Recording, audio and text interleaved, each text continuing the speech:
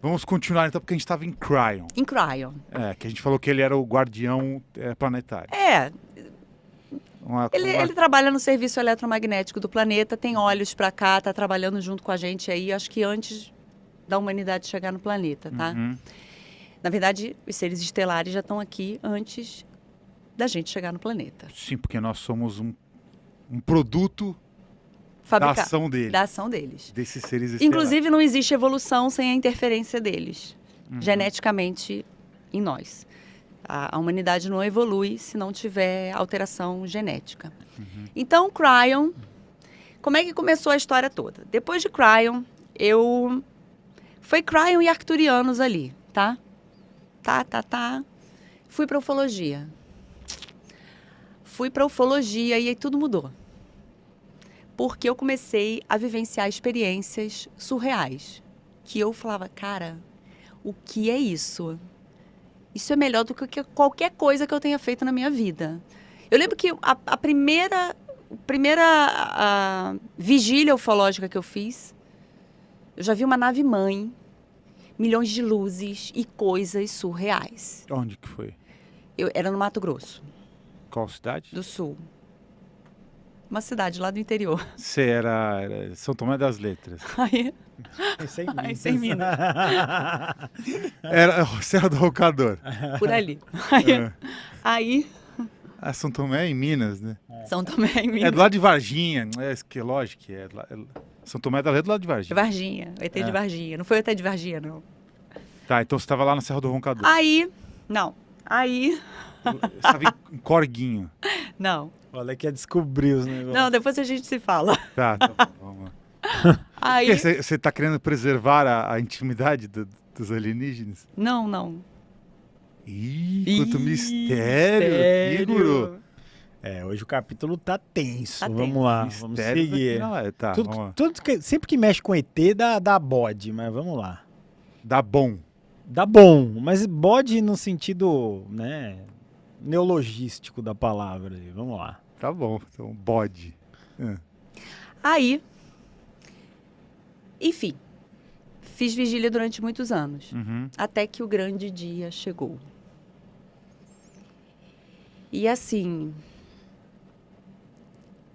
já posso contar ou você quer esperar mais um pouco? Pode contar, você já tá deixando todo mundo muito nervoso.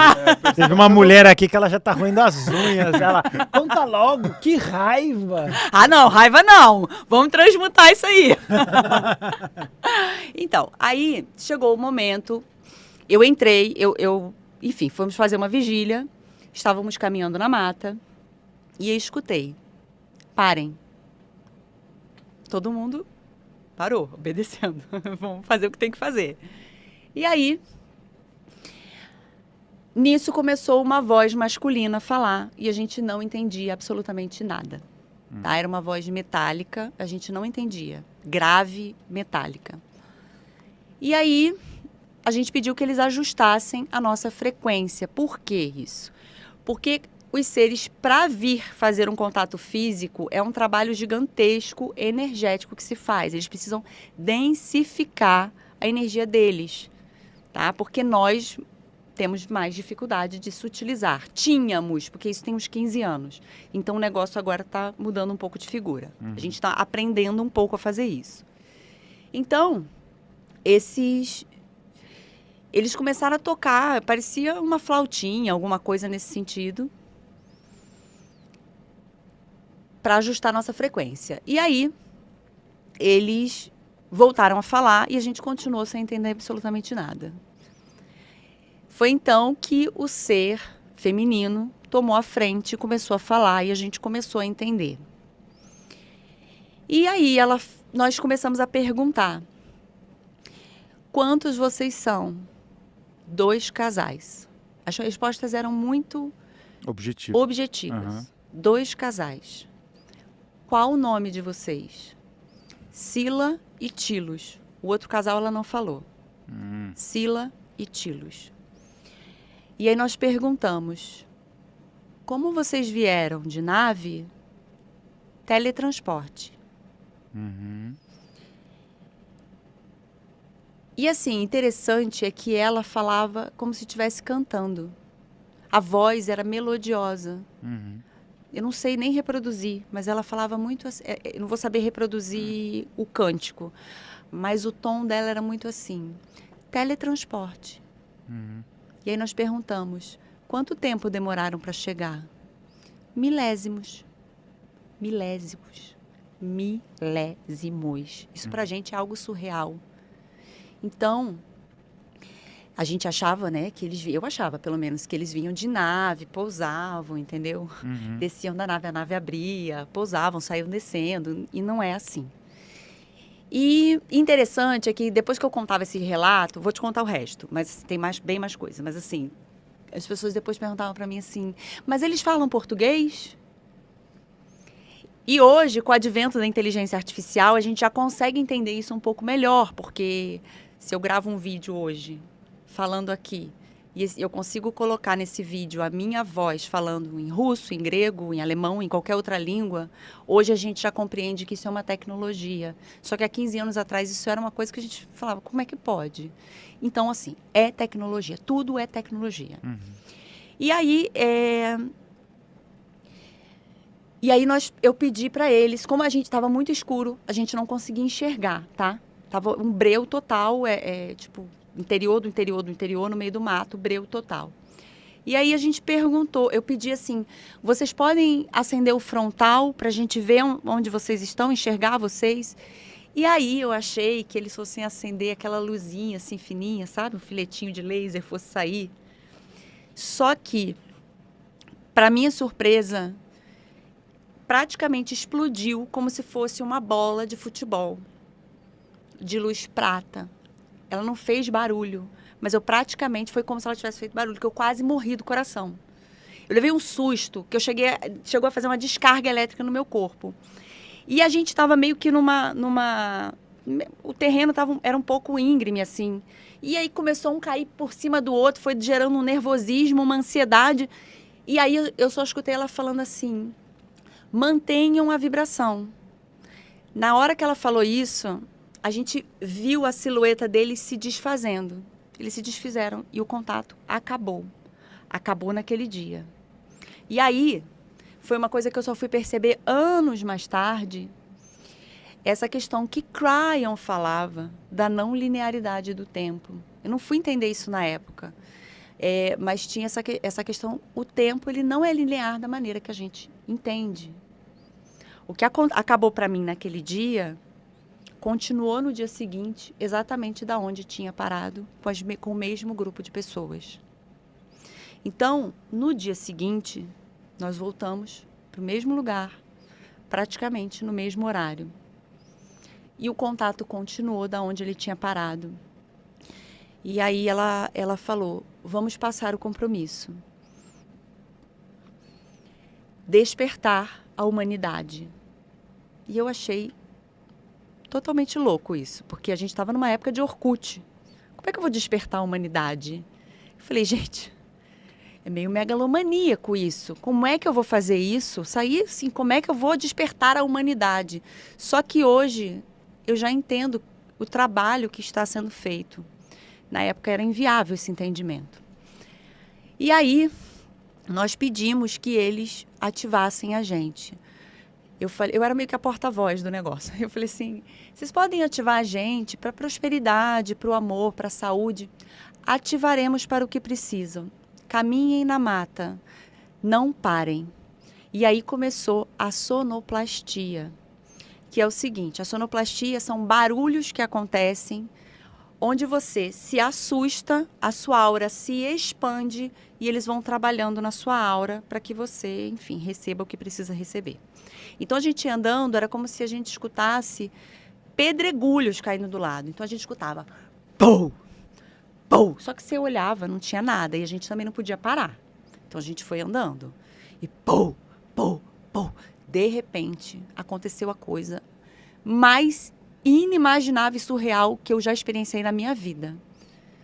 A gente recebeu uma ativação que se chama ativação da teia ou da malha, tá? Que ela foi em fração de segundos.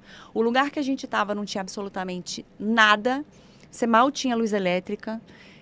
que dirá fazer efeito especial, tá? Então, assim, é uma coisa que se alguém tem alguma dúvida disso, não tem como. E aí, a ativação foi uma grande teia que ela fez como se fossem milhares de feixes de luz laser. Ela entrelaçou, fez assim, se cruzou como uma teia e dissipou. E aí, para minha surpresa, cada um enxergou de uma cor. Eu enxerguei verde, o outro enxergou prata, o outro enxergou rosa. Cada um enxergou de uma cor. E era coisa assim, cinematográfica e surreal, porque abrangeu a mata inteira. Não era uma coisa de um pedacinho, era um diâmetro enorme da mata. Então, assim, essa experiência para mim foi a mais surreal de todas. E eles diziam que isso depois ia começar a acontecer com a gente em casa. E eu falava, gente, como é que eu vou ter contato em casa? Como é que eles vão aparecer lá em casa? E depois as energias, a gente vai entendendo, sutilizando, porque aquela época, aquele momento, era um momento onde eles baixavam a frequência para vir fazer contato. O negócio já mudou. A gente precisa elevar a vibração para fazer os contatos. É como se fosse um treinamento, nós estamos em treinamento.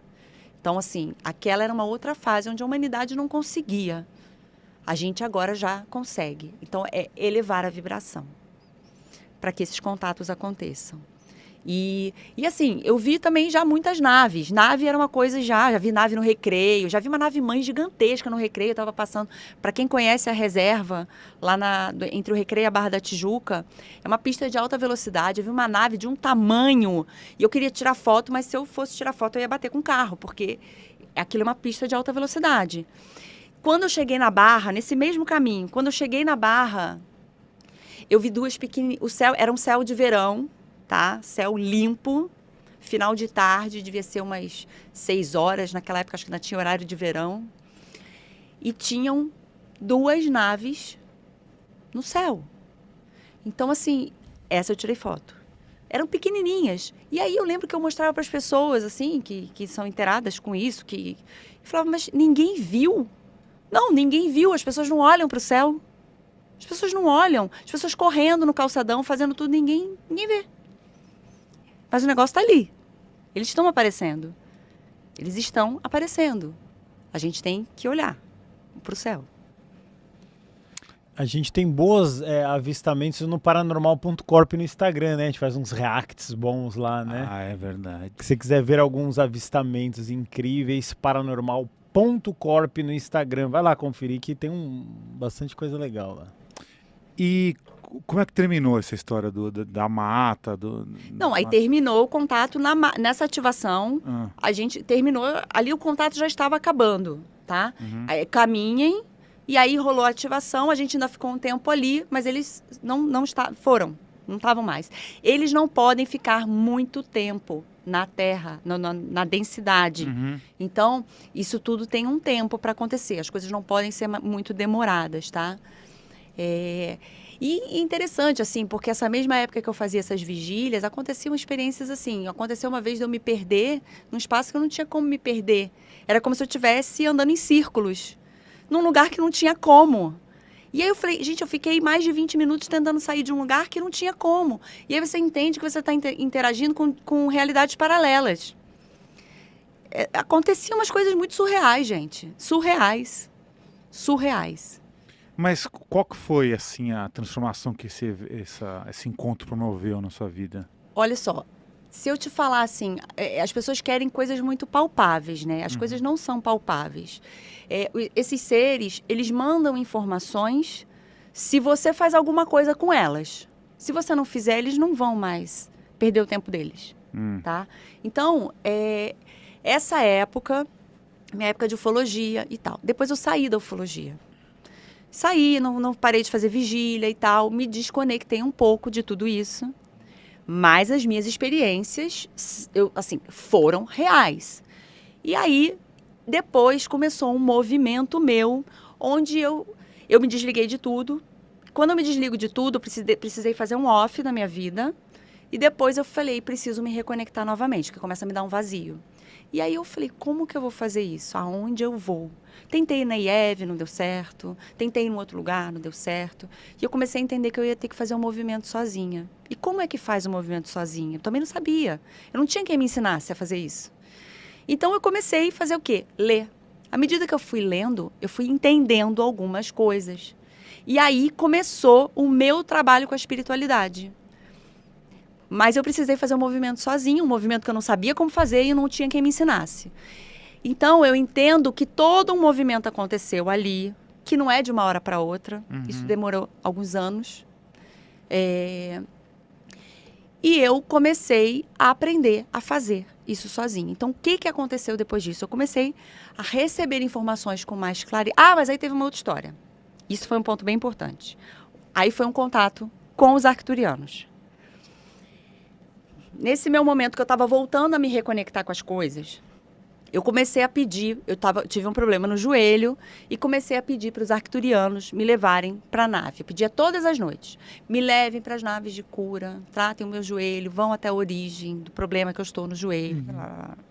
E aí, quando chegou, passaram semanas, eu pedia todas as noites, passaram semanas, um dia eu estava em casa pensando, falei, cara, eu tô pedindo há semanas isso, eu não vejo nenhuma diferença.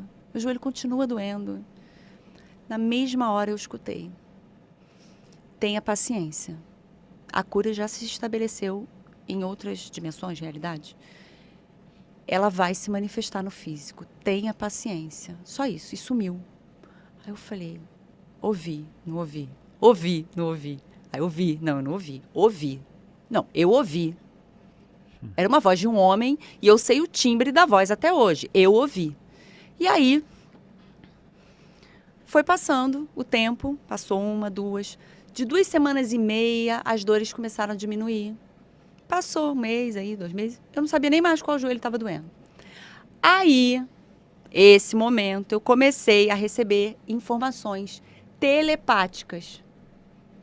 Eu não acreditava no início, porque eu achava que era loucura da minha cabeça.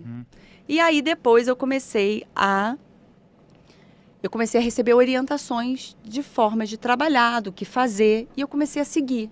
Embora eu ainda duvidasse, eu comecei a seguir. E as coisas começaram a desenrolar numa velocidade que a minha vida nunca teve. Então, eu comecei a ter... Ah, mas me fala uma coisa concreta. Não tenho concreto para te dizer. Isso não é concreto. São coisas que foram acontecendo.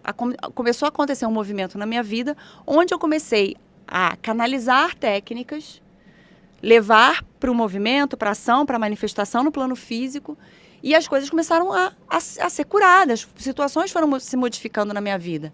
Então, eu acho que esse momento, o momento de eu começar a me interiorizar sozinha, fazer o movimento sozinha entre aspas, né? Porque eles de alguma forma estão orientando, mas quem tem ouvidos, ouve.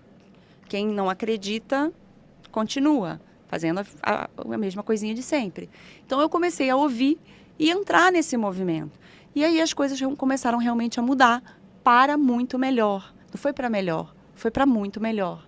Então, eu acho que concretamente falando, que o mais concreto que eu posso trazer é isso.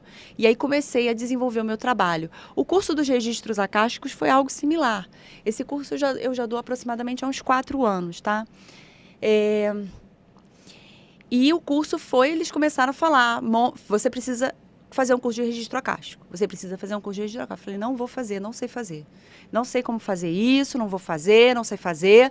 E aí, um dia, eles falaram para mim, olhe, eu tinha um programa nessa época, eu tive um programa 2 anos e meio numa TV. E eu fazia tudo, todo o roteiro era tudo escrito. Eu precisava escrever tudo que eu ia dizer. Aí, eles falaram, olhe o material dos programas.